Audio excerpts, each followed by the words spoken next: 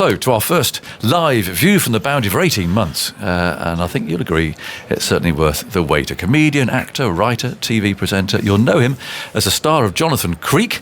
He's the longest-serving panellist on the BBC Two show QI and the presenter of The Dog Rescuers. He loves his cricket. He's an international player, having once represented the Dusty Fleming International Hairstylists 11. I can hardly believe that I'm reading that with a straight face.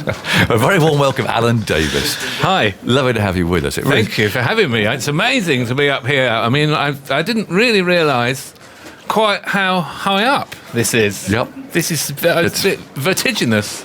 Do you like being this high? Would you rather be lower? Well, what do you think? I think lower. I think really...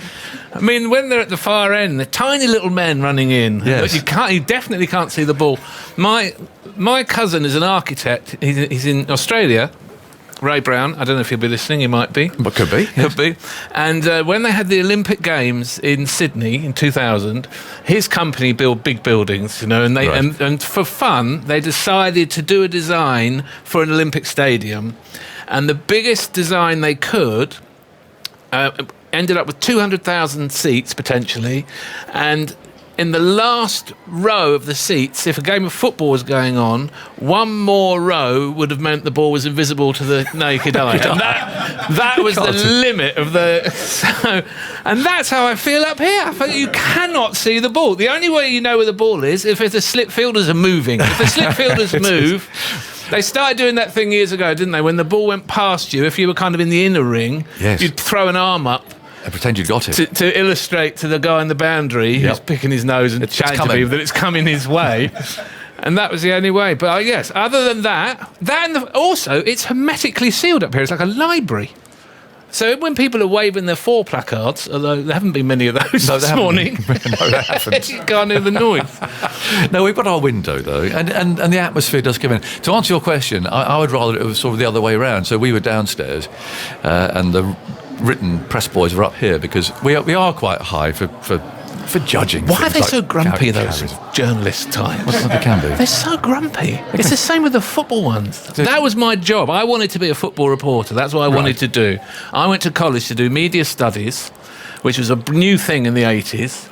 And I thought, with a view of being a football reporter, because I was nowhere near good enough to play football for Arsenal, which is what I wanted to do, although I'd have taken Orient, anyone.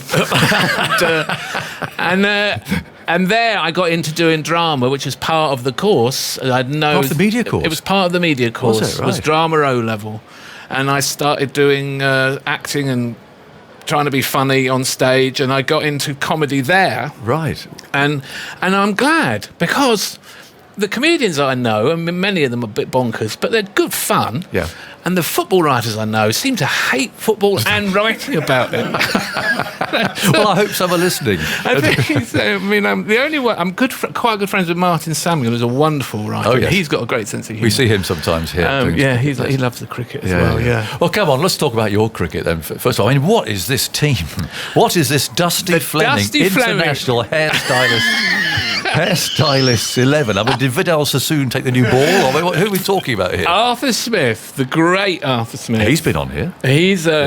That's his team. Right. And in the 90s, he was the captain of the Dusty Fleming International Hairstylists 11, and we would play games, sort of 4 or 5 games over the summer against Chris England's team, who were the name of which was An England 11.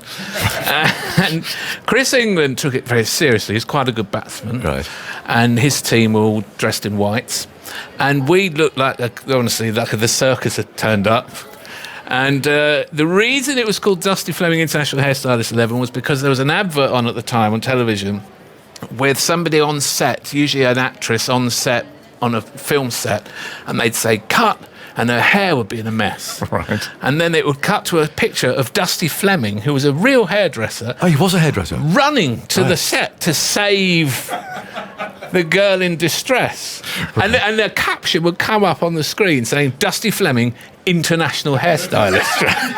And it was hilarious. And he used to do the annual dinner and dance was held over a pub in South London.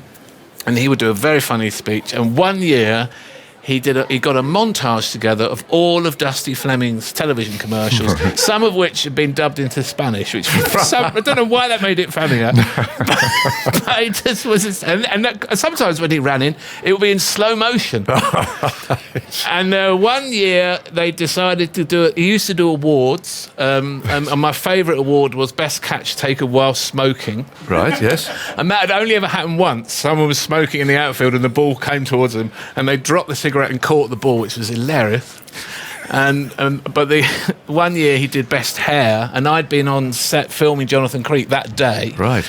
And the makeup girl, Kathy, I think it was, put my hair into a beehive, and I really did look sensational. Yeah, I'll bet. And someone came dressed as Dusty Fleming, and no one knew for sure, this is classic Arthur Smith, if it was the actual Dusty Fleming or not. He looked so like Dusty Fleming, but he didn't speak. And he went round the room looking at everyone's hair and then came to me and anointed me best hair. And that was my finest moment. Where is Dusty Fleming now? I don't know. And in fact, we had the team hasn't played for years. One year I got the award for most consistent player. Right. Because I'd played 4 matches, averaging 4, with a top score of 4. That's very consistent. You can't get any more consistent than that. And I'd taken 4 catches, and I think I'd taken 4 wickets as well.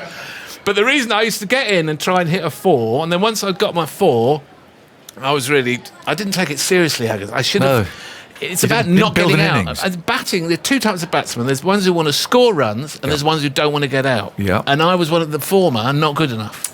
And once I made an effort to stay in, and I batted with a guy called Lee Simpson, who's an improviser and comedian, very nice guy, and we bored the arse off the opposition. Honestly, excuse my French, we were so boring. But I got 38 aggers. Wow. 38! Well, my highest ever score. Dining out on that. But our team were on the boundary saying, "Get out!" How long did it take you? We need more runs than this. I said, no, 2 and overs is plenty. It just took forever. It took forever.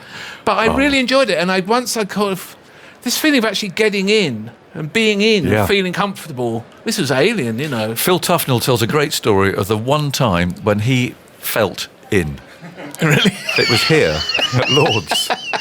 And he tells he tells it with a perfectly straight face, because it was something completely unknown to him before or since. Yeah.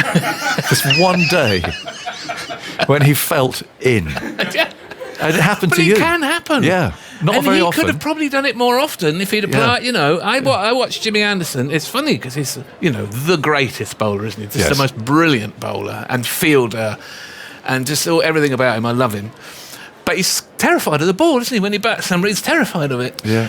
And I watch him and think, come on, Jimmy, it's not going to hurt that much. You can do it. It's persuading yourself that you can do it. But you can't. Did you get hit and hurt? I mean, because a lot of people I've talked to in this thing, they love cricket, but actually, you mentioned that about not liking the ball. I mean, it is hard. It hurts. A lot of people have been put off. Even in the games that we used to play just on Wandsworth Common, daft things can happen, can't they? Like I remember a ball coming, someone else was batting, the ball came off just the top corner of the bat by the handle and just went straight up into his nose.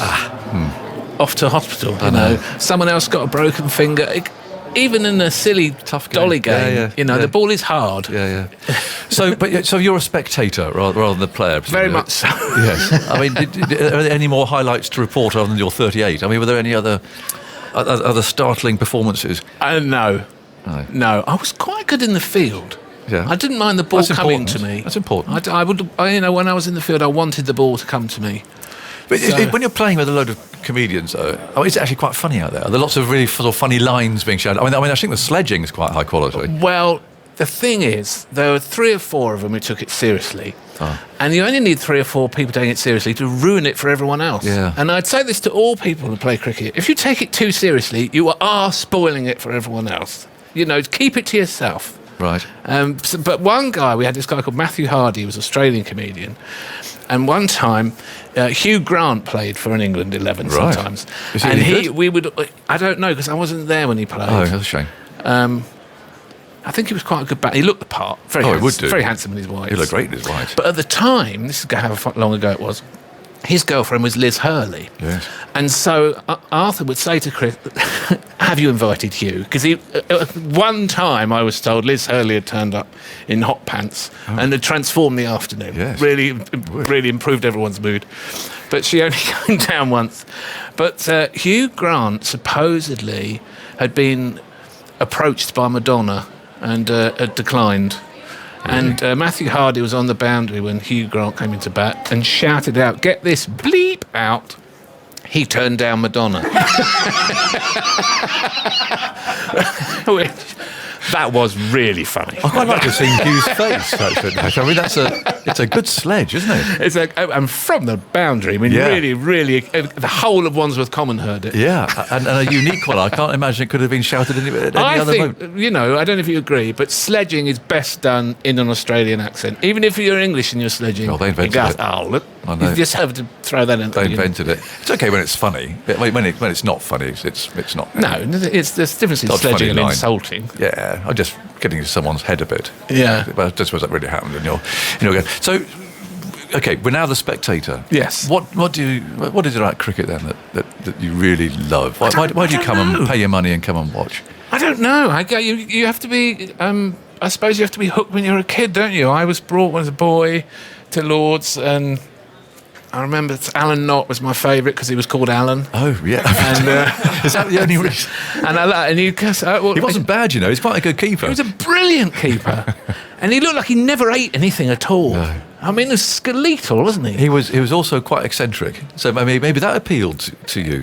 Constant stretching. He had incredible theories for just about everything. Did he? He would add strange bits of padding sort of strategically around his body to stop, just in case the ball might possibly come in around that side. So a little bit of padding would be attached to the trousers or to the pads there. And his equipment was extraordinary. And you'd hear him preparing to bat. I remember at Grace Road, sort of charging up and down the corridor. There'd be talcum powder everywhere. Really? Oh no, he was thoroughly eccentric, but a lovely. You made it sound like he was naked then.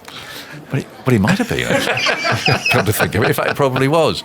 But but he was a beautiful keeper, wasn't he? He was a great keeper, and that was my kind of time when I got into it. And then the first game I really remember was in 1976 when I think it was the Oval, and the ground was completely brown. Were you there? And Holding was bowling. Were you? I was there. It's the first Test match I saw. Holding walked. Yes. Virtually. I mean, he took a long run. He did. And it was a beautiful sight, him running in. It was. He ran. He walked virtually to the boundary. It took him about 5 minutes per delivery. Yep.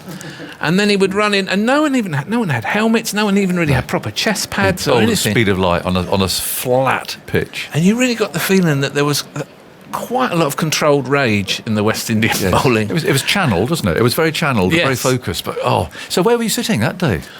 Do you remember? I don't. High up at the side, I think. So when he was walking back, because he bowled from the Vauxhall end, didn't he? We just had the side-on view, right? And you just kept going back and back and back. Yeah. And back. Could you see the ball when it went down? And then you could see the ball at the Oval.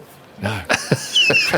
Just about. It was fast though. Well, and Tony Gregg was around. He went on his hands and knees because he had said we're going to make the West Indies grovel. Do you remember? And at some stage during that match, I was lucky. I saw the whole game because I was playing down there. But he got on his hands and knees and he grovelled. It was all very moving and fair play to him for actually doing it in front of all the West Indian supporters with the clanking cans and the Were you blowing in the team? Were you in the England team? No, I was only 16. But I was on the Surrey books. Oh, were you? Yeah. Oh, so you got in and so I was just lucky enough to watch. I remember Dave Steele walking out. He was playing in that game. Someone who I played with was Chris Boulderson, who bagged a pair in that game. Not a nice one for him to play. Glad to get back in the pavilion. He was because that was frightening. It was. Well, I fancy that being at the same first Test match together. I love the West Indies team. Clive Lloyd and all those people. And then years later they came again in, I think it was 84, and I came here to Lord's. Oh, I did play. I played in the Oval in that year. Did you? That wasn't a nice game. They were seriously good side. And so the one you watched here was when Dower declared and Greenwich knocked them off. All I remember, last day. I was 10 years old, all I remember is Holding. And then years later it was all about Gordon Greenwich for me. And Viv Richards. Yeah. And I went to Antigua to watch a cricket about 5-6 years ago, and I got my picture taken with Viv. Did you really? And I was an absolute fanboy, you know. But it's his ground, isn't it? I mean, Yeah. was it on the new ground in Antigua, or the old one with in the town? It felt Do you new. remember? Yeah, it was out in the middle of nowhere. Correct. That's the Viv Richards Stadium. Yeah. Yeah. So, yeah. Well, is Michael Holding here at the moment? Looking behind me, I don't think he is. What a shame, because we could have. He's often here. We could have introduced you. Great man. So that's international then. County cricket. County cricket was Essex. Right. Essex was where I grew up. I grew up in Loughton in Essex, and Essex wouldn't have guessed, actually, if I'm honest. No, Essex used to play, as you know, sometimes at Ilford, Yes. and sometimes at Leighton, both of which are quite near where I grew up. And also, we sometimes go down to Southend. You could get the train down to Southend to watch them, and obviously Chelmsford.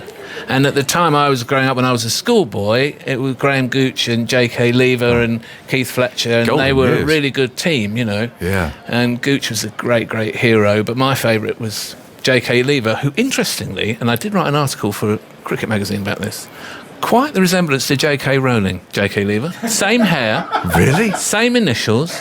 Never seen in the same room. Yeah, I'm just getting my head around this. Did that's Lever give up the bowling and take up Harry Potter? Well, I don't think so, because I saw him leading a group of punters on a cricket tour recently. So all part of the front. I can see why you're Exactly good on the same QI hairdo. now. You put them together, like they do in Private Eye, you know, when they do look-alikeys. But he's bald. Is he now? Yes. Oh, well, he I wasn't don't in the think- 70s. Well, no, actually, he was. He had quite long hair in the 70s. Lovely hair he had. I used to like to try and get the ball as a schoolboy, you know, go near the boundary and try and get the ball. Yeah. And the boundary wasn't a rope, it was a fence. And the ball was coming towards it, and I was about to jump over the fence, and someone said, no! And as I was doing that, J.K. Lever was running around the boundary to try and cut the ball off. I nearly jumped into his path, you know, like that suffragette and the racehorse. Yeah, it'd been quite good, though. Well, he was about to go on tour to India, and so it wouldn't have been I good. could have ruined it. So J.K. Lever. So I'm trying, because I was playing against Essex at this sort of time, and they were crazy, you know. I mean, they were mad. They're an extraordinary team of eccentrics, apart from Don Topley. He was the serious one that you're talking about earlier on. He and Neil Foster were the two who took it very seriously. Uh-huh. But the others didn't care. Unlike in your scenario where it spoils it for everyone, the others were just utterly mad. I mean, Keith Pont, Ray East. You can sort of list off the eccentrics that were playing in that team. Really? They were great fun, and he sort of wondered, because it was a golden era of Essex cricket, wasn't it? And he wondered how they. I don't know. I think Keith Fletcher sort of kept them in order to an extent. But there's that great story of Keith Pont doing third man at each end, third man, third man, third man, third man. I don't know whether he was in trouble for something and Fletcher was punishing him, but there were, between one over, they looked round and there was Keith Pont on somebody's bicycle cycling from third man to third man straight across the pitch down to the other end. I mean, that was what they were like. You could get to, you know, meet them. You know, you could. It was easier at the county grounds to go and get your autograph book filled. I got Gooch 3 times. Did you? Yeah, and never deterred by getting him once. He's there again. And I got Mike Dines. And sometimes they would play games. I remember my dad and my older brother are Tottenham fans, which has always been the bane of my life. Yes. I'm an Arsenal fan. But sometimes the professional footballers would get together and have a cricket match. And some of the Essex players would play with them. And then you could easily hoover up loads of autographs. You know, it's a sort of different time, really. And was that mainly, well, I mean, in those days, of course, it was Championship cricket, Sunday League cricket, the old 40 overs stuff. But I mean, do you like T20, for instance? Is that appeal to you? No, I don't like any of that. I don't like any one-day cricket. I mean, the exception being the World Cup, because the World Cup final was incredibly exciting. We played it again yesterday. What a day. Were you here or not? No, I wasn't here yesterday. No. I was here the day before. No, sorry, for the final, I mean. No, I wasn't. No, I watched it on Yeah. TV. It was extraordinary. It was. And I do remember there was an incident in that last over where it felt like a mistake had been made and New Zealand really ought to have won. Which mistake was that Something one? like a fielding error or someone was in the way. Oh, Jason Roy. Oh, or the throw, the Stokes, when they hit the bat and Yes, ricocheted there was off. something about that went on that made you feel like, we've got away with one there. I do remember that feeling. It was that close anyway, It was wasn't a brilliant day. It was incredible. But other than that, it's not for me, the pyjamas and the white ball. I like the test match. I like it coming to a boil. Yes. I like it. I don't mind. I like it when a team's trying to not lose as much as when a team's trying to win. Things like Atherton batting for about 2 weeks to try and to stop South Africa. That kind of thing. I quite admire that. Yeah, I'd imagine you must have talked a fair amount of cricket with Stephen Fry, didn't you? Because he loves his cricket. I mean, yes. When he was doing QI, was there much cricket conversation going on? Not a lot, but when it came around, we'd pass comment about the score. Yes, and he loves it. He'll really be listening as some part of the world now, no doubt. He's got all sorts of fangled ways of listening wherever he is. He will be. Yeah. How have you kept going on that for so long? That's a polite question. But how have you managed to stay relevant and amusing and so on? You're asking the question that many viewers ask. Well, I thought I should. And I was wondering if this was the BBC's way of breaking it to me. Well, I've got a bit of paper here. We'll get Agus to do it on TMS. You're slipping the bad news. It's here, I'm afraid. And the announcement was made. I honestly don't know why I'm still there. I know why I'm still there because I've got 3 children and a mortgage. Right. And I've always enjoyed the show. That we do 16 shows and we normally do 3 in a 24-hour period.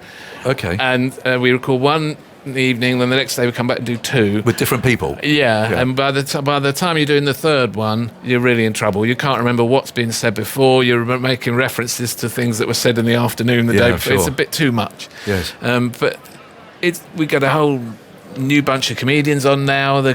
Some of the old faces aren't there that used to come. So I'm starting to feel like a bit of the furniture. But senior statesman. I really feel like is that it's just a very lucky gig, and you have to count your blessings, don't you? So every time you think, and I'm sure you sometimes think when you're doing your job, I don't really fancy it today. Then if you then thought, but what if someone else was doing it and they didn't want me anymore? Correct. It would be awful, Well, they can't move you on now, though, can they? I mean, you're part of the furniture. Well, I don't know.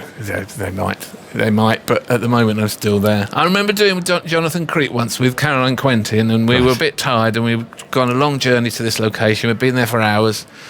I was thinking, I want to go home. And we were having a bit of a moan, and then she said to me, mind you, think about it, it could be Jack D and Dawn French standing here. Dawn French. And that's what you have to remember, If I said, I don't want to do QI anymore, there'll be a queue around the block to be in that chair. Yeah, but I mean, do you have to prepare a lot for it? I mean, do you have to be really across what's going on? Are you thinking of lines? No, not at all. I don't prepare at all, and in fact, they consider it their responsibility to try and catch me out and humiliate me. And my tolerance for humiliation is huge. I mean, really, I amaze myself. I rarely watch the programme because it's much worse to see it happening as if it's to someone else. Yes. So you honestly don't? You don't think, that's a good line, and I'm going to save that for tomorrow? No, what I found was, because when the guests arrive, they have the questions printed out. If you want to see the questions, they're meaningless, Yes. And if you can, like somebody like Jimmy Carr is a brilliant joke writer, he will write a couple of jokes, or Joe Brand or someone, they'll write a couple of jokes. If I write a joke, it won't be very good for a start. And secondly, I'll be spending the whole time thinking, I've got a crowbar in my joke I've prepared. Yes, I get that. And then that's a bit like a train's going by and you're not getting on. Yes. You've got to get on the train and join in. Yes. And it's much more about keeping the kind of the plate spinning or the ball in the air or whatever the metaphor is. My job usually is to say something if no one else is saying anything. Right. If Sandy asks a question and everyone's just looking at the ceiling, I think, right, this is on me then. Well, it's amazing how you do come up with stuff, and it must have been quite odd. I mean, you've been filming at the moment, or with the restrictions and everything. We did film a few episodes during lockdown with no audience. That must be tough for a comedian not to have. I mean, you're used to not having when he laughs. Yes, but I mean, when you literally. But when there's no one, I can leave. That's happened before. When Aggers drives another one out. Yes, that has happened. I better be careful what I ask you. Yeah. Actually, but it must be quite hard doing a comedy show with no one's laughing. I think it was harder for Sandy actually, because Sandy. She's got the auto cue and she's addressing the audience all the time. Yes. And bringing rounds to a close and asking the next question, and usually does that by insulting me to get a laugh and then moving on, and there's nobody for her to bounce for. For the panellists it wasn't so bad because we're all just talking at one another, but then the producer Piers came out and said, you've got to not all talk at once, I'm never going to be able to edit this, because it just became more like a conversation. Yes. And we did really miss having an audience. I've just recorded some episodes of a show I do for Dave called As Yet Untitled, and we've had an audience back in a week or two ago, and we did them at the Roundhouse in Camden Town, which is a great big round building, and the audience were at little tables all spread out, and that was very nice to have them. But just rather like here, even though the ground is only partly occupied, it's so much better, isn't it, than totally empty. It was hard last year. There's something about this that makes you really realise what's important in your life. It's people are saying, and I was reading an article yesterday saying that it's the end of commuting. No one wants to do that anymore. No one wants to be squashed in like a sardine. Would you? No. And so lots of things that have changed in the last year may well stay changed. Yes. And I think people might prioritise enjoying themselves and going to sporting events and so on, because now they realise what they missed. Do you think we will change? I mean, you can answer it in a funny way or a sensible way. I don't mind. But I mean, do you think that there will be a change after all this? Do you think people will live differently, or? I think it's changed our family. I've got children aged 11, 9 and 5, and for my 5-year-old, it's been a year with everyone at home. Yes. And that's been wonderful for him. And I think that's really, in the long term, that can only help him, I think, the very strong bonds with his siblings and with his parents, and realising how much of the time we spend out of the home and away in places we don't want to be, with not a nice journey getting to where we are. Yes. Often with filming, you thought, why are we here so long? It's not necessary. Surely we could shoot this in half the time. I do think that people might shift their priorities, because for us, lockdown has actually been okay. We've got a dog, we've got a garden, we live near Hampstead Heath. We survived it. None of us, thankfully, got COVID, and it's been okay. And I feel for people who've got no outside space, or people who've caught the disease or lost someone. It's dreadful. terrible. Yeah, absolutely. Look, they're coming out in a second. My producer is the biggest Jonathan Creek fan on the planet, I think. He just flashed something up.